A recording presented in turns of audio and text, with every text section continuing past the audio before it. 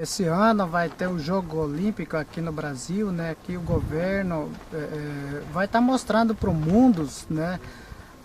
Que esses jogos, né? Para tirar focos, né? Para falar a verdade, a nossa realidade, o que a gente, os indígenas, Guarani, Kaiowá, tanto como a nível do Brasil, estão passando, né?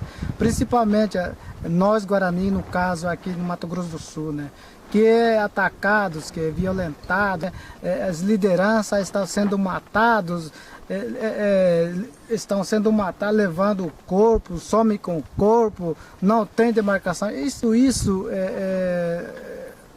Esses Jogos Olímpicos não vai estar mostrando mundo inteiro que vai estar assistindo os Jogos Olímpicos, que todo mundo vai aplaudir, né, para aqueles jogos, né, que ao mesmo tempo também vai estar aplaudindo